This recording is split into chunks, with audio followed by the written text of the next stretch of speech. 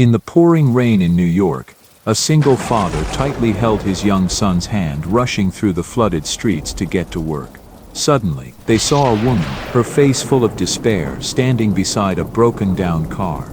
Despite knowing he might be late for work, the father didn't hesitate to stop and offer help. However, that selfless act came with an unexpected price that he could never have anticipated.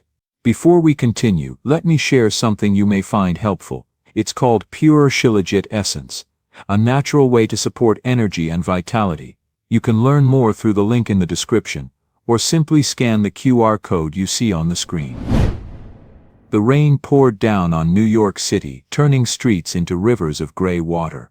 James Carter walked through the downpour, his 8-year-old son Michael by his side, both hunched against the storm. The city felt harsh and unforgiving, the streetlights barely cutting through the rain. At 40, James had learned to rely on himself, especially now with Michael in tow. They had no permanent home, moving between shelters with their few belongings in a worn backpack.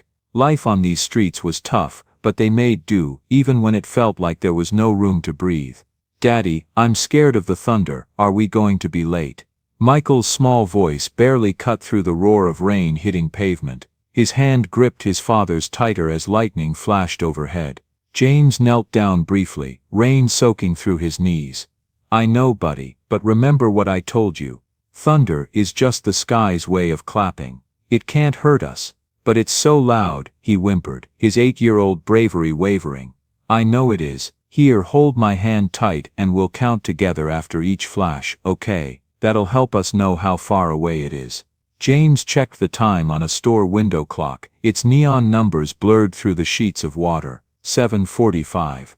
They had exactly 15 minutes to make it across town to the diner where he washed dishes, and in this weather, with the streets flooding and visibility near zero, it would be tight. Very tight. "We'll make it, son. We always do," he said, though doubt gnawed at his stomach. His voice carried more confidence than he felt, but Michael needed that reassurance. The streets were nearly empty, most sensible people having sought shelter from the storm hours ago. The wind howled between buildings, creating tunnels of air that tried to rip their battered umbrella from Michael's small hands. Puddles grew rapidly, merging into small lakes that reflected the dim glow of streetlights. They were making their way toward the subway station when James saw it. A luxury sedan sat parked on the side of the road, its hazard lights blinking weakly through the downpour.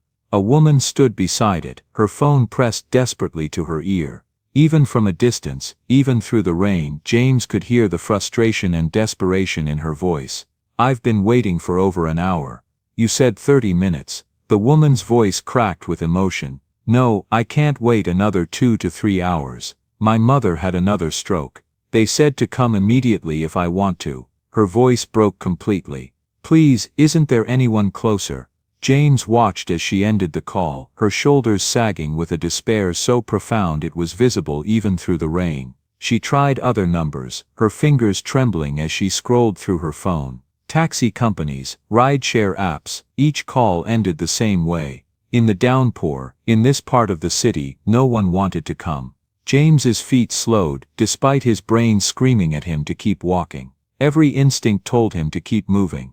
They were cutting it dangerously close already, and Mr. Gianmarco had been crystal clear that one more late arrival meant termination. No second chances, no excuses, but looking at the woman, seeing the panic etched into her face, the way her hands trembled as she tried another number, he couldn't just walk past. James knelt down to Michael's level, rain pelting them both. "Buddy, that lady needs help. Her car broke down, and her mother is very sick in the hospital." Michael's eyes filled with understanding far beyond his 8 years. "We should help her, Daddy. Like you always say, helping people is the most important thing we can do." James stood, his jaw set with determination. "You're right, son. You're absolutely right. Stay here under this awning with our things. I'll be right back." He approached the woman cautiously, rain immediately drenching his shoulders. "Ma'am, do you need help?" She spun around, and James saw it, that flash of fear in her eyes. A stranger approaching in the dark, in the rain, in this neighborhood. But desperation quickly overtook suspicion. "My tire, it's flat." Her words tumbled out in a rush. "I've called roadside assistance 3 times. First they said 30 minutes, then an hour, now they're saying 2 to 3 hours because of the storm. Every taxi and Uber says they won't come to this neighborhood in this weather. Her eyes were red-rimmed. My mother, she's had a massive stroke, they said, she couldn't finish. James moved quickly to assess the situation. Do you have a spare tire? Yes, in the trunk, there are tools there too. But I don't know how to change it, and everyone says they can't help me tonight. The last words came out as almost a sob.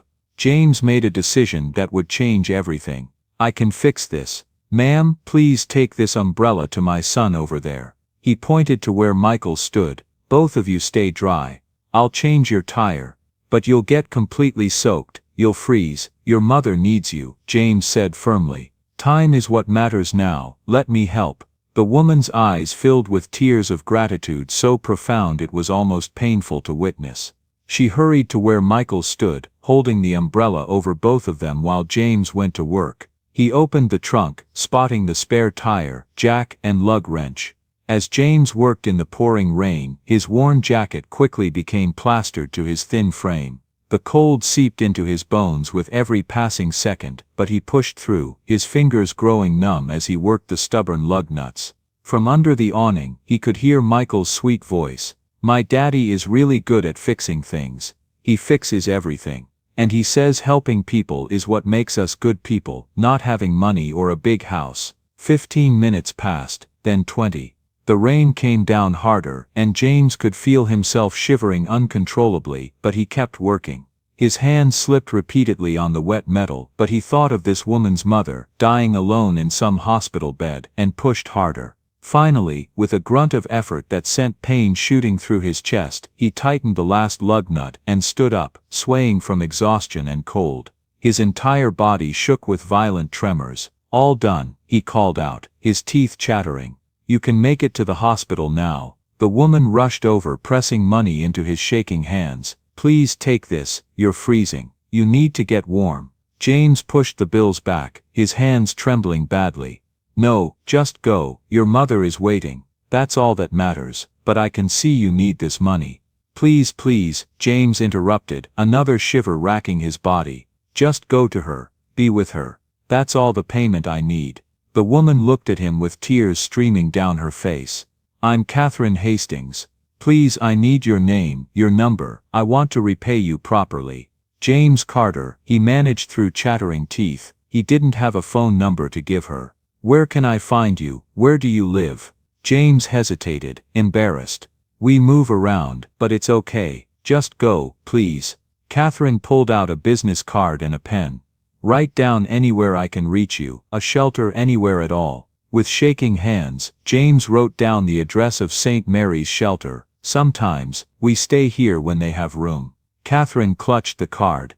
I'll find you, I promise. Thank you, James Carter. You gave me the gift of goodbye. She rushed to her car and drove off into the storm. James stood there shivering violently, water running off him in streams. When Michael brought the umbrella back, he gasped. Daddy, you're shaking so much, your lips are blue.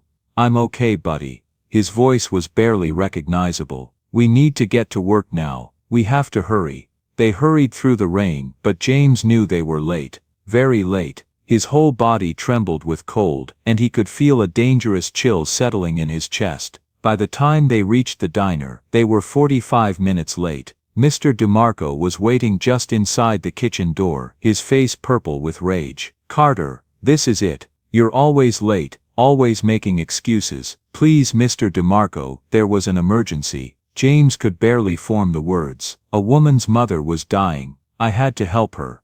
I don't care. DeMarco screamed. You're late. You're always late. And look at you dripping water all over my clean floor. James swayed, grabbing the door frame for support. Please, we need this job. I'll work extra hours. Out. You're fired. Get out, and take that kid with you. As they walked back into the rain, James felt wrong, deeply wrong. His head pounded, his chest hurt with each breath, and he couldn't stop shaking. By the time they reached the shelter, James was burning with fever. Sister Margaret took one look at him and immediately called for help. Sweet Jesus, he's got hypothermia and fever. Get him to the clinic now. James spent the next 7 days in and out of consciousness at the free clinic, fighting pneumonia and severe exhaustion. Michael stayed by his side every moment they would allow, terrified. When James finally woke on the 8th day, weak but coherent, the first face he saw was Michael's, tear-stained but smiling. "You came back, Daddy. You came back to me. I was so scared." James pulled him close with what little strength he had. "I'll always come back to you, buddy. Always, Doctor." Patel explained his condition. "You had pneumonia, Mr. Carter, combined with hypothermia and exhaustion. Your body needed to shut down. You'll need another week of rest, antibiotics, and proper nutrition." But even a week was a luxury they couldn't afford. The shelter had a strict 3-day limit. With no job and no money, they'd be back on the streets soon. The following week passed in a haze, as James slowly recovered. He was still weak, his cough persistent, but getting stronger each day. Michael, brave as always, never complained, but James saw how thin he was getting. They were sitting in the shelter's common room, when Sister Margaret approached with Catherine Hastings. "James, this lady has been looking for you everywhere." James looked up and recognized Catherine, though she looked different now, more casual, but her eyes showed deep sadness. "Mr. Carter," Catherine said softly, "I've been searching for you for over a week. May I sit down?" James nodded, confused and embarrassed. Catherine sat across from him. "Because of you, I made it to the hospital in time. My mother," her voice caught. "She held on just long enough for me to hold her hand, to tell her I loved her, to say goodbye properly. You gave me that gift, James, the precious, irreplaceable gift of goodbye." Tears streamed down her face. "I'm so sorry it took so long to find you. I tried this shelter a week ago, but you weren't here. Then I learned you'd been in the clinic, sick because..." She couldn't finish. "I'm okay," James said hoarsely. "No, you're not okay." Catherine pulled out an envelope. "Sister Margaret told me everything. You lost your job helping me. You got pneumonia. You nearly died." She paused.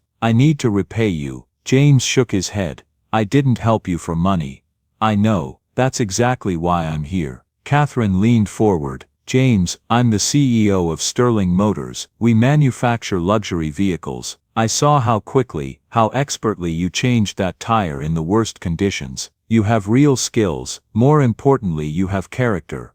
She paused. "I want to offer you a position at my company, head of maintenance operations. It's a 30-day trial to start, but if it works out, it becomes permanent with full benefits." James stared at her, certain he'd misheard.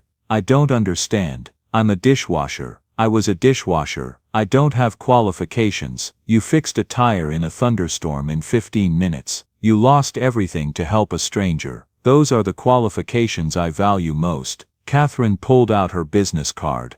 "The position starts Monday if you want it. We'll provide an advance to help you get on your feet. First month's rent, work clothes, whatever you and Michael need." She stood to leave, then turned back. "My mother's last words to me were, find the helpers in this world, Catherine. They're the ones who truly matter. You're a helper, James. Now please, let me help you." After she left, James sat in stunned silence, the business card trembling in his hands. Michael climbed into his lap carefully. "Is the nice lady going to help us, Daddy?" James held his son close, tears finally falling. "I think maybe she is, buddy. I think maybe everything is going to be okay." For the first time in years, James allowed himself to hope. Monday was 3 days away. 3 days to recover, to prepare, to believe that one act of kindness had somehow opened a door to a future he never knew existed. The weekend passed in a blur of preparation. Catherine had been true to her word. A messenger arrived Saturday morning, with an envelope containing $2,000 and a note, for rent, clothes, and anything else you and Michael need. "See you Monday, Catherine H." James stared at the money, more cash than he'd seen in years. Sister Margaret helped him find a small efficiency apartment in Queens. It was tiny, just a studio with a bathroom and kitchenette, but it had heat, working locks, and a window. "We have a home, Daddy," Michael exclaimed, spinning in the small space. "A real home." James sat on the second-hand couch, still weak but smiling. "Yes, buddy, a real home." Sunday night James laid out his clothes for Monday, his hands trembling from nerves and lingering weakness. "Daddy, you look handsome," Michael said, watching him try on the new shirt and pants. Thanks, buddy. He knelt down. Tomorrow you're going to a new school. A real school. Are you scared? Michael nodded. A little, but you're scared too, right? James smiled. Yeah, I am, but we'll be brave together, okay? Okay, Daddy. Together. Monday morning, James woke at 5 a.m. unable to sleep. He made breakfast. Actual breakfast with eggs and toast, something they hadn't had in months. He got Michael ready for his first day at the local elementary school. Catherine had arranged everything, including enrollment and the meal program. After dropping Michael at school, James took the subway to Long Island City, where Sterling Motors headquarters stood gleaming in the morning sun. The building was modern and imposing, all glass and steel. James approached the security desk, his heart pounding. I'm James Carter. I have an appointment with Miss Hastings. The guard looked up and smiled. Ah yes, Miss Hastings mentioned you'd be starting today. Welcome aboard, Mr. Carter. He handed James a temporary badge. Take the elevator to the executive floor, 28th floor. When the elevator doors opened, a well-dressed assistant greeted him. Mr. Carter, I'm Patricia, Miss Hastings' assistant. She's ready for you. Catherine's office overlooked the East River, morning sun streaming through floor-to-ceiling windows. She stood as he entered, coming around her desk with a genuine smile. James, you look much better. How are you feeling? Better, thank you. He coughed slightly. Still have a bit of a cough. Good, I'm glad. Please, sit down. Once seated, Catherine became more serious. I want to be transparent about this opportunity, James. The position is head of maintenance operations. You'll oversee all vehicle maintenance training, facility maintenance coordination, and manage a team of 15 people. James's stomach dropped. 15 people. I've never managed anyone. Call me Catherine, please. And yes, I know this is a stretch. That's why we're starting with a 30-day trial. You'll have support. My current operations manager, David Reynolds, will help train you. But I need someone who understands maintenance from the ground up. She pulled out a folder. The salary is $65,000 annually if the trial goes well. During trial, you'll make $48,000 annualized. Health insurance for you and Michael starts immediately. $65,000. James had never imagined making that much. Catherine, I have to ask, why me? You could hire someone with experience, credentials, because credentials don't teach character. Catherine interrupted gently. That night in the rain you had every reason to walk away, but you saw someone in need and you helped. That's leadership, James. She stood extending her hand. So, do you accept? 30-day trial with evaluation to see if it's the right fit. James stood and shook her hand. Yes, I accept, and I promise you won't regret this. I know I won't. Catherine smiled. Now let's go meet your team. The maintenance facility was a massive warehouse filled with vehicles in various stages of service. The team of 15 workers looked up curiously as Catherine led James inside. An older white man with a skeptical expression approached. This was David Reynolds, the operations manager. Everyone, this is James Carter, your new head of maintenance operations, Catherine announced. He comes to us with extensive hands-on experience. David will help him transition over the next month. The team's reaction was mixed. Some nodded politely. Others whispered among themselves, their skepticism obvious. David looked openly doubtful. After Catherine left, David cornered James. Look, I don't know what you did to impress the boss, but this is a professional operation. Do you even have AC certification? Any formal training? No, sir, but I'm here to learn and work hard. David snorted. We'll see. Come on, I'll show you your workspace. But first, HR needs to process your background check, get your fingerprints, safety training.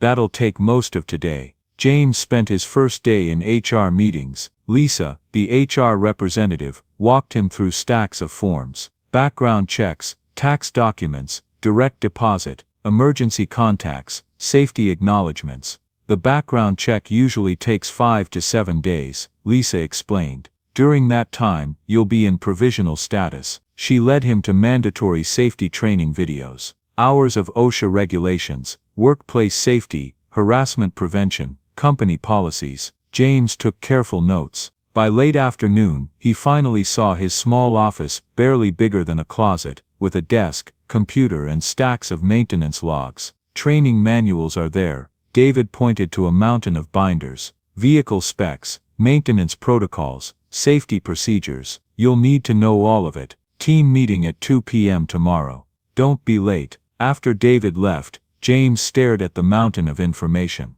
Where did he even start? But he thought of Michael at his new school, thought of their apartment, thought of Catherine's faith in him. A gentle knock made him look up. A young woman stood there, smiling. Mr. Carter, I'm Sophia Martinez. I work in parts inventory. I heard what you did, helping Miss Hastings that night. That took real courage. Thank you, Sophia. Please call me James. Sophia's smile widened. Okay, James. Look, I know some of the guys are set in their ways, but not all of us feel that way. If you need help with anything, computer stuff, procedures, whatever, just ask me. I really appreciate that, Sophia. After she left, James took a deep breath and opened the first manual. He had hours until tomorrow's meeting. Time to start learning. At 2 p.m. the next day, James entered the conference room where his team waited. 15 pairs of eyes watched him with expressions ranging from curiosity to skepticism. Good afternoon, James began, his voice steady despite his nerves. I know I'm not what you expected. I don't have the typical background or certifications, but I'm here because I care about quality work, and I'm willing to learn from every one of you. He met David's cynical gaze. I'm not here to change everything overnight. I'm here to understand how you work, what you need, and how we can improve together. Over the next 30 days, I'll be learning from you. A burly mechanic named Tony spoke up. With all due respect, how can you manage maintenance if you don't know our systems? That's fair, Tony. James nodded. I know engines. I know vehicles. What I don't know yet is your specific procedures. That's where you come in. Teach me what works and what doesn't. The meeting continued for over an hour with James mostly listening, asking questions, taking notes. He didn't pretend to know more than he did. Slowly, some team members began to warm up slightly. After the meeting, David pulled him aside. You did better than expected. But talk is cheap. Tomorrow you're on the floor. Let's see if you can actually do the work. I look forward to it, James replied. That evening, James picked up Michael from his after-school program. How was your first day, Daddy? Challenging, but good. How about yours? I made 2 friends, Emma and Marcus, and the teacher is really nice. We learned about fractions. As they rode the subway home, Michael fell asleep against his shoulder. James looked at his peaceful face and thought about the skepticism he'd faced, the pressure of the trial period. But he also thought about Sophia's kindness, about having a real apartment, about Michael making friends at school. For the first time in years, they had stability, they had hope. The next morning, James arrived at 6 a.m., an hour before his official start time. He wanted to observe the early shift, see how the team really worked. Tony was already there, working on a complex transmission. You're here early, Tony said, surprised, wanted to see the morning routine. Mind if I watch? Tony shrugged. Suit yourself, don't get in the way. For the next hour, James observed, occasionally asking questions, offering to hand tools when needed. Tony worked with impressive precision. You're really good at this, James said honestly. How long have you been doing transmission work? 22 years in automotive. Started as an apprentice at 18. It shows. The way you diagnose by sound alone, that's mastery. Tony paused, looking at James with less suspicion. You really know engines, or just blowing smoke? I've rebuilt my share over the years, mostly older models. Nothing as sophisticated as these, but the fundamentals are the same. Prove it, Tony challenged, gesturing to a problematic engine in the corner. That one's been giving us trouble for 3 days. Intermittent starting issue. We've replaced the battery, alternator, tested everything by the book, but it still acts up. James examined the engine carefully, listening, checking connections. Then he noticed something. Slight corrosion on a ground wire connection, barely visible. Here he pointed. Ground wires corroded. Not enough to fail completely, but enough to cause intermittent issues, especially in humidity. Tony checked it himself, his eyes widening. I'll be damned, we missed that completely. He laughed. Maybe you do know your stuff. He extended his hand. Tony Morelli. James shook it firmly. James Carter, good to meet you properly. As the team arrived, word spread about James catching the problem they'd missed. The atmosphere shifted subtly. He wasn't just the boss's charity case anymore. He was someone who understood the work. James threw himself into learning everything over the following days. With Sophia's help on computers and David's guidance on procedures, he gradually understood the operation. He worked alongside the team, never asking them to do anything he wouldn't do. When the night shift needed help with an emergency repair, James stayed until midnight. Michael never complained about the long hours. Their apartment was paradise compared to the shelter. He thrived at school, made friends, had regular meals. 2 weeks into his trial, James was reviewing maintenance schedules when David entered, looking serious. "We have a problem. A VIP client, Senator Morrison, needs his car serviced before an important event tomorrow. He's considering ordering 20 vehicles for the state government." "What's the issue?" James asked. "We need to work all night, but my top 2 mechanics called in sick. We're short-staffed." James didn't hesitate. "I'll do it. Walk me through what needs to be done." "You can't do a full VIP service alone. It takes hours even with experienced people." "Then let's do it together." David looked at him for a long moment before nodding. "All right, but this will be a very long night." They worked all night. James handled the mechanical work under David's guidance, while David managed the cosmetic and quality checks. By morning the car was perfect. As they admired their work, David said, "I owe you an apology, James. I thought you were just someone Catherine felt sorry for, but you're the real deal. You work harder than anyone I've ever seen, and you're not afraid to get your hands dirty. That's real leadership." "Thank you for giving me a chance to prove myself," James replied. The service was a success. The senator was so impressed he immediately ordered 20 vehicles. Catherine personally thanked both James and David. By the end of the trial period, James had quietly transformed the department. Efficiency increased 15%, morale improved, and his small improvements saved thousands of dollars. 2 days before the trial ended, Catherine called James into her office. "James, please sit down," Catherine said, her expression serious. "We need to talk about your trial period." James sat, gripping the chair arms. Catherine's serious expression broke into a warm smile. "I've received excellent feedback from David, every team member, clients, other departments. The consensus is unanimous. You've exceeded all expectations." She slid a document across the desk. "This is your permanent employment contract. $65,000 annually, full benefits for you and Michael, plus performance bonuses that could add another $10,000 per year. Welcome to Sterling Motors, James." James took the contract with shaking hands, tears in his eyes. "Thank you. You have no idea what this means." "I think I do," Catherine said softly. "You gave me the gift of goodbye with my mother. Let me give you and Michael the gift of a real future. You've earned this." That evening, James took Michael to a family restaurant for the first time in his life. "We're staying, buddy," James said, emotion in his voice. "The job is permanent. We're really going to be okay now." Michael threw his arms around him. "I always knew you could do it, Daddy." As they ate dinner, James reflected on the journey. From that rainy night when he fixed a stranger's car, losing everything, to this moment of stability and hope. He had chosen to do what was right, even when it cost him dearly, and somehow that single act of kindness had come back to him tenfold. The future stretched ahead, full of possibilities. There would be challenges, but for the first time in Michael's life, James could honestly say, they were going to be all right. More than all right, they were going to thrive. Months later, on a crisp autumn morning, James stood in front of the mirror getting ready for work. The cough was gone, replaced by real health. His reflection showed a different man, healthier, stronger, more confident. Michael was thriving, straight A's in school, friends who came over for playdates, a smile that never left his face. He had even joined the school choir. At work, James had become integral to Sterling Motors.